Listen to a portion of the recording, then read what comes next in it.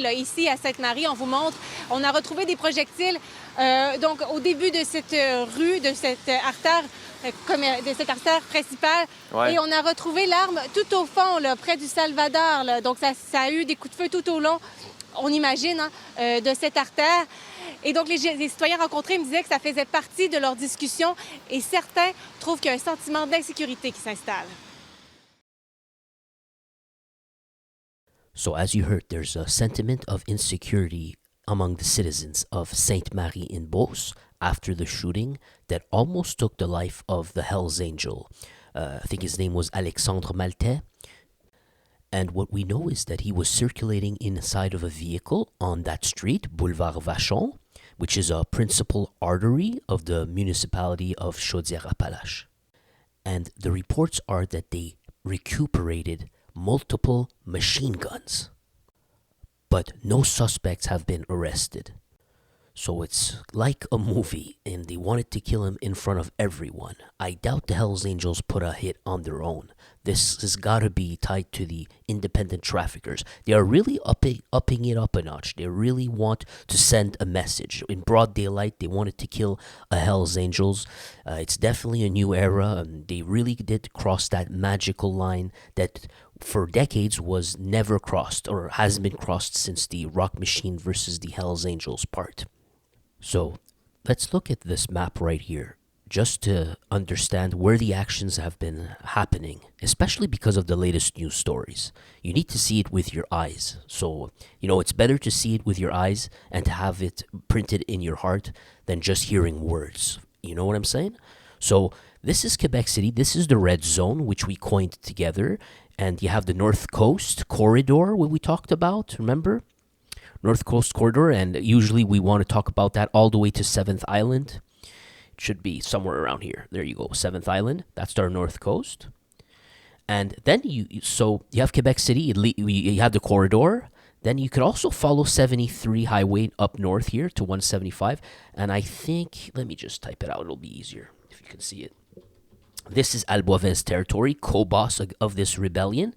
Saguenay leads to Quebec. The North Coast leads to Quebec.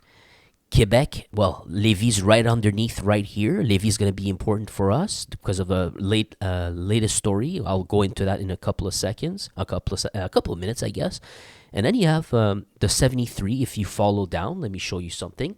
This Hells Angels attack that we just heard about on that very busy street, Sainte-Marie de Beauce, right here. You see? So now check this. Right adjacent to Sainte-Marie, you see there's, where is it? Sainte-Malachie. You see that right here?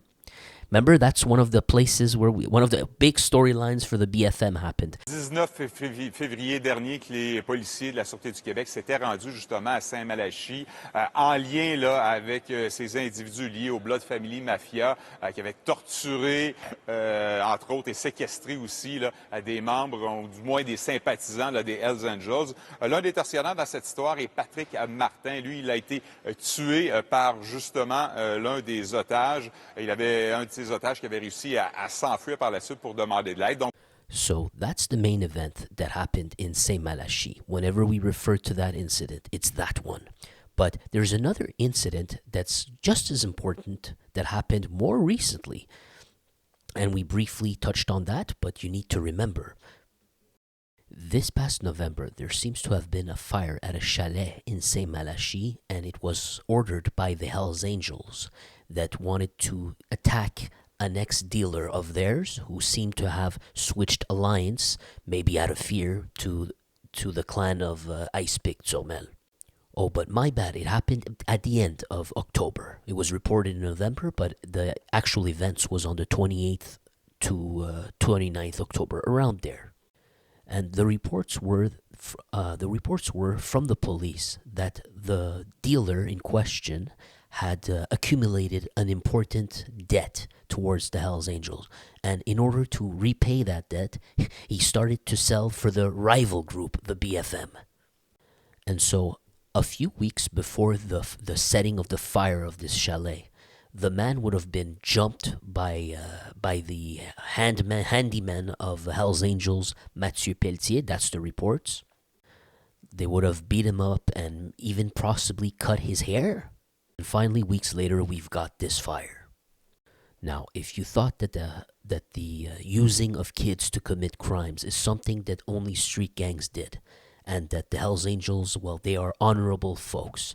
Well, I'm not here to lie to you. The thing is, according to police theories, the fire was caused by a 19-year-old and a 17-year-old adolescent that they apparently they escaped some youth center where the 17-year-old had to be at a youth center. He escaped the place, and he was mandated by the bikers to go set fires at that place in exchange for a couple of thousands of dollars. Now let's go back to our war map over here, and again you see Saint-Malachie, you see Saint-Marie-de-Beauce, but there's another location, Frampton.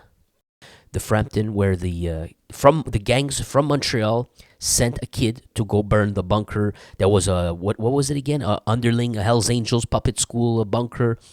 Semaine, 14 ans seulement, un adolescent qui avait été recruté par effectivement un gang de rue du côté de Montréal qui se nomme Everybody Gets Killed, ou en français Tout le monde se fait tuer, qui agirait sous l'autorité d'un autre groupe encore plus violent qui se nomme Arab Power. Donc, était venu ici avec, on sait, au moins une autre personne d'âge mineur s'en prendre aux Hells Angels, était donc lourdement armé d'AK-47, mais clairement leur plan n'a pas fonctionné. On ne sait pas exactement ce qui s'est passé dans la nuit de dimanche à lundi, mais ce qui est confirmé, c'est qu'on a retrouvé le véhicule incendié avec les armes à l'intérieur, et à environ 1 kilomètre de là, à l'établissement donc du club école des motards, le corps de l'adolescent de 14 ans. Remember that 14-year-old kid that burned himself to death? We still don't know the details, is murky, but he went on a mission there with AK-47s.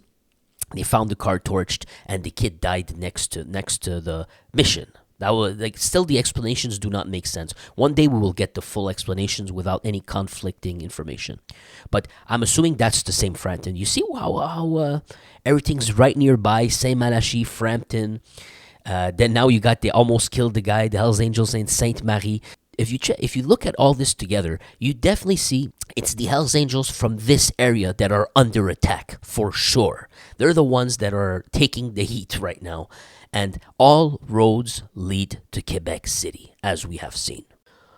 On another note, as the war rages around the Red Zone and members of the Three River chapter are being raided by police and under threat of the rivals of the street gangs taking over, well, it seems that some Hells Angels are partying in Dublin, Ireland, with Conor McGregor, such as Full Patch Hells Angel member Richard Lévesque, aged 60. Apparently there is a reunion where approximately 300 members of the biker group reunited at a hotel in Dublin, somewhere along the lines of January 9th to January 11th.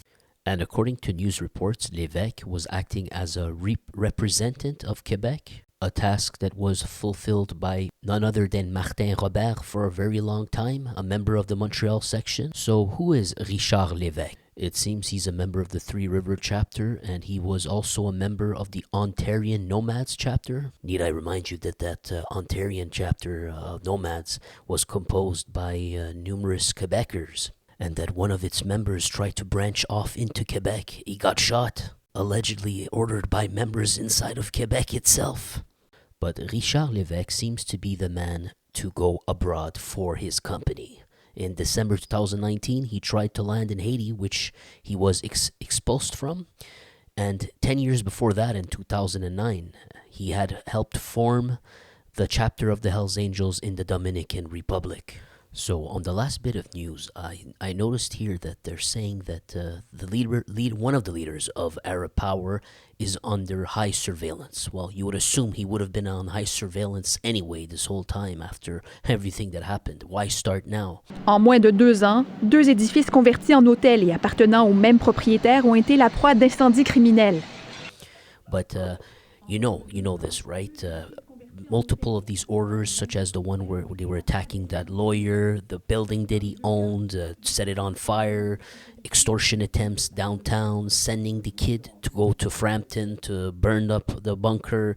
those orders come from prison. So it would make sense that you'd want to really restrict what they're able to do. But here in Canada, when you do restrict them, they start to complain, such as what's being reported right now. It says that one of the leaders of the Arab Power, who's suspected of having given some orders from inside of his cell inside of Bordeaux, is complaining that he's being restricted way too much and for no valid reasons. Can you imagine that? Because ever since they transferred him to a ultra secure section of the prison, it's been going down for him. He's not liking it. And this leader's name is Sylvain Kabuchi, alias Haboub. I guess that's his nickname. And he's been detained since 2021. And he's been recently transferred to a unit, quote, of extreme security and segregation inside of Bordeaux prison, the infamous Bordeaux prison. This change occurred on December 2024. Took them all that time, man. But let's see what's going on here. What else could we get? On December 21st, 2024, Sylvain Kabuchi was displaced in another sector of the establishment for security reasons, which would be the equivalent, they're saying here, of isolation, or what you guys call the hole. The hole. The hole that drives many men mad. You wonder, if that's going to change his mind. A lot of them, they say that the hole is worse. It's the worst thing on earth, and that it's a cruel and unusual punishment. Or, but is it if you're causing havoc all across the province? The presumed murderer considers that his treatment is different than other prisoners, without any valid explanations that are clear. Oh, man. Well, they want to see that if they put you in this hole where there's no communication at all, you cannot telepathically communicate your orders with anyone. They want to see if, by any chance, there will be a lowering of these events, and if they see 1 + 1 = 2, they might want to keep you there, It's not rocket science, but it's a test. It's a test that might prove its worth. But you won't be the only one. There'll have to be the other guys that do the orders with you. They'll have to all have to be in those conditions for them to make this test, and this scientific test. And then they can come out with the results and come see you and prove to you, give you clearly why they did this and how it's working. But right now they're desperate. You're burning buildings downtown, allegedly.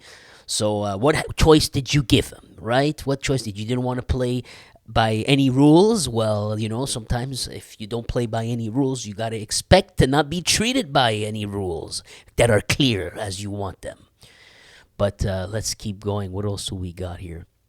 It says, according to our information, Sylvain Kabuchi is considered as an important member of Arab Power, or in French, Puissance Arabe. And he would... And the police believe that he's one of the founders or co-founders of this group. This criminal organization is exerting its control over the underworld, as well outside as inside the prison walls. The police believe that the thinking brains of Arab Power are actually incarcerated.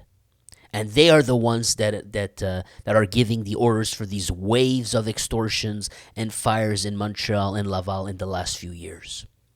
Makes sense. Sylvain Kabuchi, just to look at his criminal background a little bit, he's being accused of 3 murders. The one of Nichel Lapé, of Justice Owusu Tajuddin. Remember, we covered that with the gang wars and all that. So he's the one who ordered it while he's in prison? Because I seem to recall that they said he's in prison since 2021. And wasn't Owusu Tajuddin, I seem to think it was more recent than 2021, no? Maybe I'm wrong, maybe my memory's bad here. But we covered the Justice Owusu Tajuddin one. So he's accused of probably giving this order for Nichel Lapé, for Justice Owusu Tajuddin, and Noel Garcia Frias as well. All these names ring a bell. It's just so hard for me to recall what stories for each one. In his process for the murder of Nichel Lapin, who was an influential gang member active on the South Shore and downtown of Montreal. Oh, okay, no, never mind. They're saying that his court date for that murder is on the 3rd of February. Gotcha. Not the first request, they're saying. Sylvain Cabucci is putting in question the treatment he's receiving in prison for another treatment 2 years ago.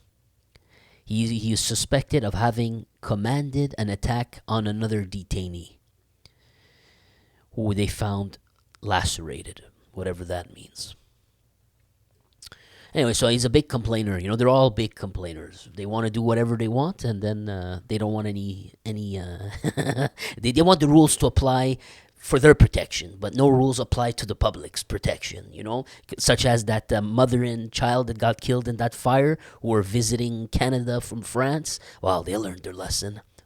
Canada's not such a beautiful place to be, just like all these poor immigrants that are being sold milk and honey. Oh, you come to Canada, it's going to be a beautiful life. Suddenly they figure it all out. All of them figure it out. All of them, they figure it out that it's a bunch of lies. You don't get, there's not that many jobs for the rest of the planet. There's barely enough jobs, and there's not enough for people already here for generations.